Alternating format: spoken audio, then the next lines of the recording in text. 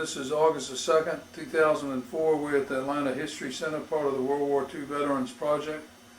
We're interviewing Mr. Henry Powell this afternoon, who is a native of Atlanta, graduated from Georgia Military Academy, which is now Woodruff Academy, attended at various and sundry times in his life, Emory University, the University of Georgia, and Georgia Tech. And he's going to tell us his story about what it was like to grow up in Atlanta during the Depression era, what it was like to be a student at GMA when the war was breaking out, and what it was like then to have to go into the military and have an incredibly glamorous job that not everybody got to talk about, including how the ships were put together and how they supported the troops overseas. He has been an engineer with Owings, Illinois, in his professional life since coming back to Atlanta, and married one of my neighborhood girlfriends. When he returned to Atlanta, I always looked up to her. She was a patient of my father's, and we've had a close, warm family relationship for many years. Close to 60 years now. So, Hank, free associate. All right. Well, as I started to think about how I would approach 60 years plus of history, I guess my really first thing that was most impressive to me was obviously December the 7th and Pearl Harbor, and hearing it over the radio and all the news and how unbelievable it was. As David mentioned, I was a student at GMA, Georgia Military Academy, and that following Monday morning, December 8th, Colonel William R. Brewster, who was president, superintendent of the school, had us all in the gymnasium. And there was a radio hookup of Franklin Roosevelt, President Roosevelt's declaration of war. And I know that one of the first things that ran through my mind was, here I am, 15 years old. Gosh, the whole thing will be over before I'm old enough to be in it. Well, time marched on, and in 1943 I did graduate from high school. As David said, I attended Georgia Tech. I applied for the Naval B-12 training program and was accepted, and then sent to Emory University, where I was involved with the Naval B-12. And, I've forgotten exactly the date. It's not important. I've forgotten exactly the date, but I was transferred to a Naval Supply Corps School in Sampson, New York, and from there I was assigned to the USS APL 54 in Tampa, Florida, that was being built at the Tampa Shipbuilding Company. But I've almost got to go back for a second, because while I was at Emory, a relative, my uncle, whom I had never met, he was a regular Army and had been all over the world, lived in the Philippines and what have you, had been assigned to Fort Benning as head of the infantry school. So I called him on the telephone and I told him that I wanted, since he was back in this country, I wanted to meet him. And so he invited me to come to Columbus, Georgia, and to Fort Benning. And if you can imagine, in 1944, with all the activities going on in Fort Benning, with this number of soldiers, and up walks a sailor in his sailor hat and suit. It was a little unusual, particularly when I got to the front gate and asked to see Colonel Passlady, and was asked who I was and so forth and so on. But anyway, I finally got in. But I did that evening after, and I looked up a friend of mine who was at Fort Benning by the name of Frank Block. Henry, I'm going to block you out just for a minute here to let people see a picture of Hank Powell in his Navy uniform on the right and his friend on the left who was in the Army. And I'm not sure I would recognize Hank if you didn't tell me that that's who it was in the picture now. But that's what he looked like in 1944. Thank you. But anyway, that was, I thought, sort of an unusual experience to go to a large Army base, being the only sailor on hand. But I was at Sampson, New York. I went through this Naval Supply Corps School and was assigned to Tampa, where the USS APL 54 was being built. I had no earthly idea what an APL, an auxiliary personnel living ship was. And I didn't realize until I got there that it was a flat bottom barge that had no propulsion at all. It had one deck below the water line, and 3 decks above. So it was sort of a floating cork. And it would, when we were in heavy seas, you would almost have to hold on to a table if you wanted to sit. But anyway, the ship was commissioned, and we set sail in June of 44. I think that was the date. Of 45. We set sail in June of 45 with the APL 53 and a thing called a YB, or a yard barge. So if you can imagine a seagoing tug, a yard barge, APL 53 and an APL 54, from the bow of the barge to the fantail of the 54 was almost a mile. So it was strung out quite a distance. And Got a picture of the, yes. one of them? Yes. Well, this is a picture of the,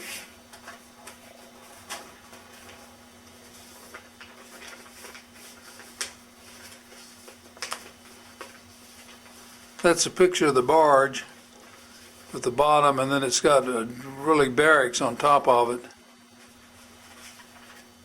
And so there were 2 or 3 of these pulled behind a tug, an ocean-going tug. yes, and this gives you a little idea, although these are similar craft that were being, 2 of them were being pulled by a seagoing tug.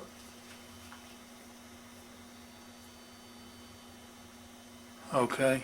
So anyway, our mission as a barrack ship was to be assigned to a group where they needed to house, usually probably sailors, and we could probably hold somewhere around 350 enlisted men and a much lesser number of officers. But the ship had 3 decks above water, and we had a soda fountain, we had a barber shop, we had a fabulous mess hall, we had huge amounts of refrigeration because we didn't have any motors to take up space. We were capable of making our own water. We had evaporators where we could make water out of the seawater. And literally they say, although we never had to do it, but they say we could have sat somewhere for 2 years and never been supplied because we had sufficient fuel to maintain the ship as in a livable condition. But we left Tampa, and if you can imagine this flat bottom barge with the fantail, or the rear end of it, about 2.5, 3 feet out of the water, and going at a top speed, maybe top speed of 3 knots, maybe 4. And so what did we do? We most of the time we fished, we trolled, and we had wonderful fishing. There were bonita and shark and tuna. And first time I'd ever eaten fresh tuna was on board this ship, and it was delicious. And Caribbean tuna, or was it Pacific tuna? no, this was Caribbean. Caribbean. Well, we probably caught some in the Pacific too, but the ones I happen to remember the first time we ate it, great big devil, and the guy, the chef, the cook, the Navy cook, cut it up and served us that way. But anyway, we went from Tampa to the canal, and I think one of the funniest experience happened. There was a little inlet north of the canal, and as I recall the name, I think it was Portobello.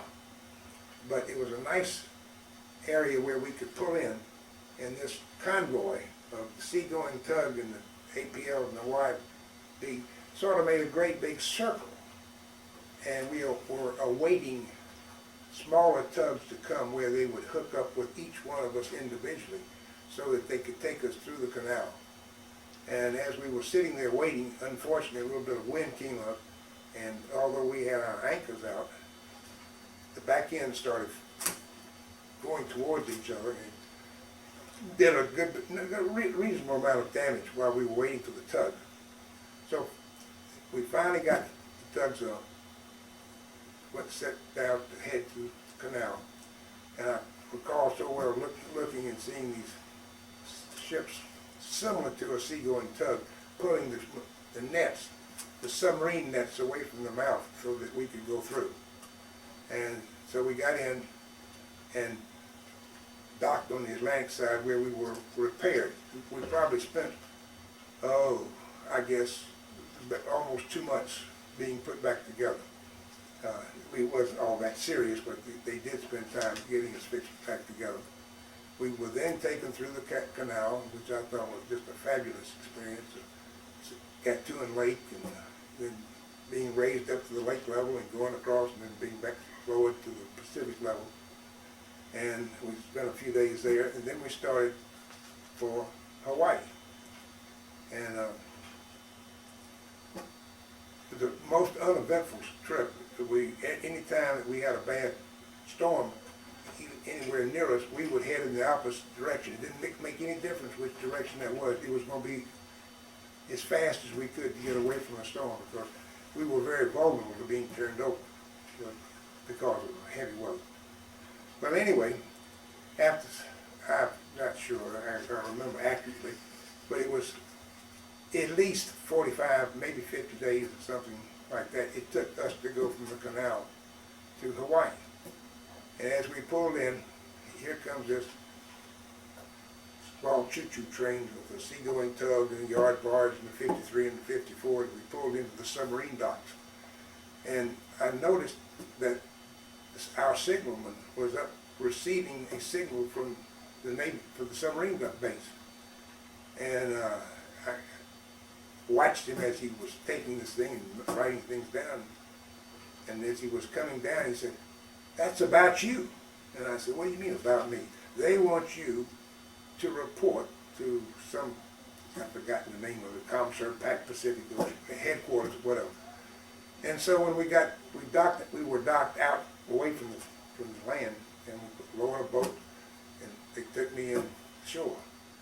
And I was told to go so-and-so, and I went, and I was told to go to see Chaplain, I don't have any idea what his name was. And I had all kinds of horrible thoughts. My parents were dead, my sister had been killed or something. You can imagine being asked to come and see a chaplain. Well, when I got into his office, he was very pleasant, very nice, and so forth. And he says, "Young man, you haven't written your mother." My father had a real good friend in the Navy by the name of Admiral Allen, and through his, obviously I'm sure through his connections, they found where I was and got that little message. I did write my mother. I was allowed. I did that, but it took so long to go from one spot to another that it did not really, it just seemed that forever was going by. Were you fully loaded with troops going over across the Pacific, or were you empty? No, we were empty. Empty to the extent that there was about 75 people on board each one of these, the 53 and the 54. And there was nothing on the yard barge. That was just, it was all sealed up, and I don't have any idea whatever happened to it. I assume they told us that they had all kinds of machines, grinding machines and lathes and things of that nature, which were probably used, taken somewhere and used. But we left it in Hawaii, and we stayed in Hawaii for a good time, and that was an exciting thing for a young 18-year-old to go to see the tops of some of the mountains, and that you can almost see snow at one time and be on the beach in the same day. And so it was. I was a little disappointed in Waikiki Beach. I had visions of that being absolutely the most beautiful thing in the world, and it turned out not to be quite so beautiful. What was your feeling when you saw Pearl Harbor for the first time? Well, it was. You had heard about all the ships you had seen pictures in the paper and things of the ships that were sunk and all of the damage and the horrible things that took place. And of course, by this time, this was 1945. Yeah, I think that's right. It was, you think it had been cleaned up and it was very presentable. But as you would go to take liberty and go into town, you had the feeling that there was still some animosity towards the Japanese, and obviously we were still fighting a war with them. And but that there had been a lot of Japanese in Honolulu at the time, Sure. December 7th. The Arizona Memorial hadn't been built, but could you see the? I don't Top of recall that. seeing that at all. I don't. I don't recall seeing Any carnage or the mess and the wreckage has been pretty much cleaned up by the time you got by there? the time we got there.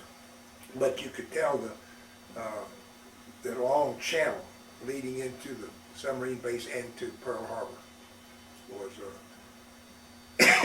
was very evident as we came in. And did the war end while you were in Hawaii? No, we had left Hawaii and we were headed,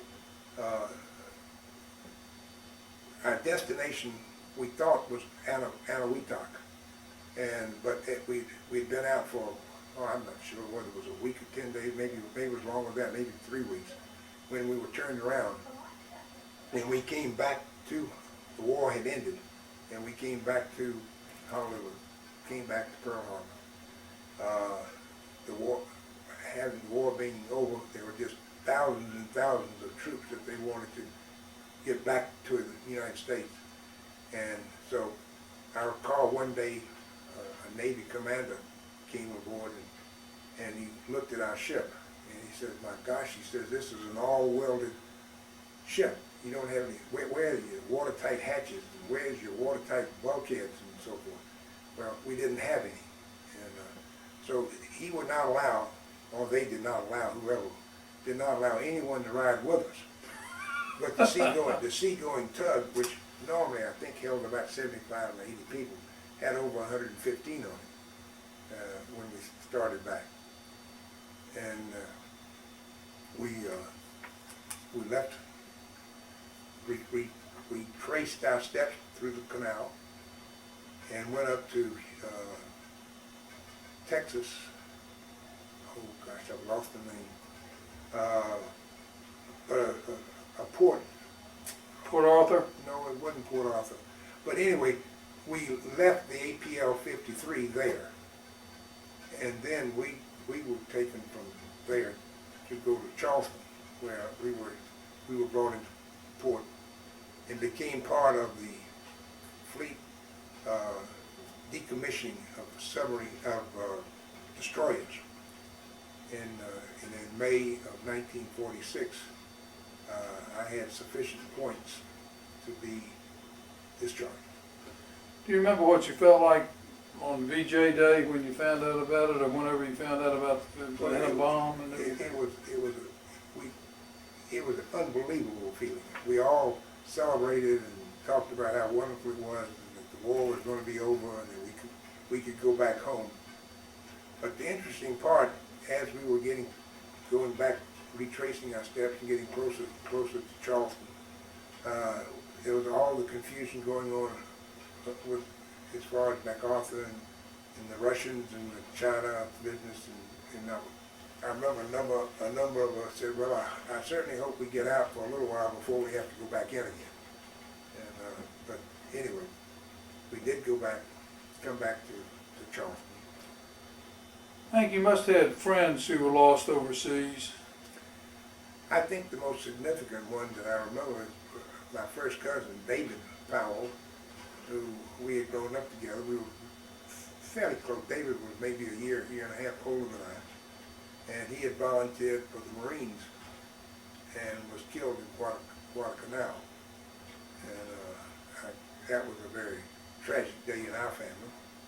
And but yes, we had, I'm sure everyone had any number of friends, acquaintances, children of my parents' who were killed during the Second World War. And it's,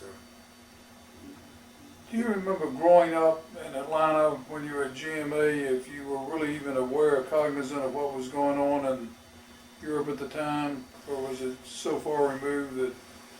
no, I don't think it was quite that far removed, because you heard so much about ships, merchant ships being sunk by the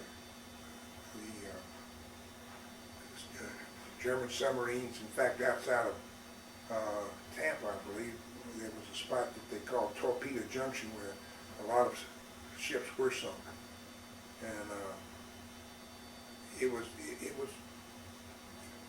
a time when rationing, of course, the war was well established by the time I got in it, but you had the different stickers on your car for what kind of amount of gasoline you have. There was an A card and a B card and a C card, I think, were the three.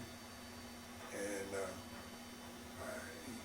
shoes were rationing, sugar and meat and all the other things. And I think that we in the service probably did not have it nearly as tough as some of the people left at home, who had the rationing much more so than we did. Were you scared when you went over the Pacific, the war was still going on, when you were going at 3 knots an hour? Did you fear that a Japanese submarine might find you out there ever? No, I often thought that they probably wouldn't waste a torpedo on an APL on a barrack ship. No, I really can't recall ever really having any great fear. It seemed that it was the thing to do. It was the thing to be involved with. You just did it. It did it. And, No questions asked. Obviously, as you sit here and talk and think about it, you think about, like when we got to Panama, each ship had to put so many people on shore patrol. And so I happened to be selected to go in with a group, and we were assigned. We went to a building and we just sort of sat there and listened to the radio and things of that nature. And all of a sudden, lights came on, and it was time for us to get on a bus, and we were taken to where there was a small ride between the Navy and the Army and the Merchant Marines. And I remember we took some people and took them to the local jail, and that was one of the worst places I've ever seen or remember seeing in my life. And, You put somebody in instead of got put in by yourself? well, no, some of the people who were very inebriated and so forth, and they were put in, let it sleep it off. And so forth. Can you think of any humorous incidents that occurred during your stint in the military, other than fishing for tuna? Well, I'm not sure, David, that I can think of any right offhand. We had, as I say, on board this ship, on board the APL, it was really we had every convenience that we could possibly imagine. And Was it the Ritz-Carlton? well, it wasn't quite the Ritz. I'd say Motel 6 might be a little closer to it, but anyway, when you stop and think of some of the people who were in trenches and things of that nature, that was a very easy life compared to that. Hank, you're very articulate, and I appreciate you talking freely, and that's one of the things I wanted to ask you. How did you feel? Did you feel like they were cheated, you were cheated, or did you feel that it was just the luck of the draw, that you got barge duty and somebody else got sent into the infantry on D-Day? Well, no, I was very pleased to be involved, to be accepted in the Navy. I did not think of it as being anything more than what I really wanted to do. And the fact that I really had been told by some of the older people that APLs were ships that had been luxury yachts and small ocean liners that had been taken over at the beginning of the war and used where people could live, barracks things. So I thought, well, now that would be very wonderful. to sign up and do that. So I signed up to be on an APL. I had no idea that until I got to Tampa and saw this flat bottom barge, what happened to the Seagull, what happened to the wonderful yacht? And I thought I would be aboard. But it was quite a venture. And to really leave Tampa, Florida, and roughly 2 years later come back to Charleston via the Pacific, and it was quite a boat ride. You came back and you enrolled at, I went, after I got out of the Navy, decided I wanted to go to the University of Georgia, and I received my degree from there. and how many years did you work with Owens? I went to work for Owens, Illinois, not immediately out of school, because I worked for another company by the name of Walker Manufacturing Company. But I had an opportunity to go with Owens, Illinois, and I spent 35 years with them. And I was in Toledo, Ohio. We lived in New Orleans. We lived in Birmingham. We had fun moving around. You got an anniversary this year of being married to one of my neighborhood friends growing up. If all goes well between today, August the 2nd, and this coming September the 11th, I can't very well forget my anniversary, but 9/11 is pretty hard to forget after what happened a few years ago. But we will be married 51 years. Congratulations. And What is your feeling and what kind of thoughts did you have on your anniversary on 9/11/01, and how do you think the country in 1941 responded to Pearl Harbor compared to the way we responded to 9/11 now? well, I think the country responded very similar in 9/11, 2001, as it did so in 1941. There was a great pulling together of the feelings of the importance of our country and to see the horrible things that happened 60 years ago on December the 7th and how it brought the country together, and then to have a similar horrible accident to have on September the 11th. I noticed, and I still wear it, that after September the 11th, people started wearing lapel pins of the flag, and I'm very proud to wear a lapel pin of the flag. And I simply hope that somehow, some way, this horrible mess with all the terrorists will be somehow controlled. I'm not sure how you control it, but it's a heck of a mess. It's a heck of a mess, there's no question about it.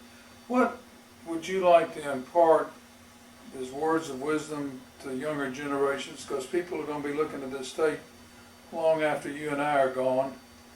I was growing up, I remember VJ Day as a 5-year-old here in Atlanta, and I remember the gas rationing, and I remember the coupons at the grocery store and things like that. I remember the blackout raids, but you were just enough older than I was to go into the military, though you didn't see any combat action.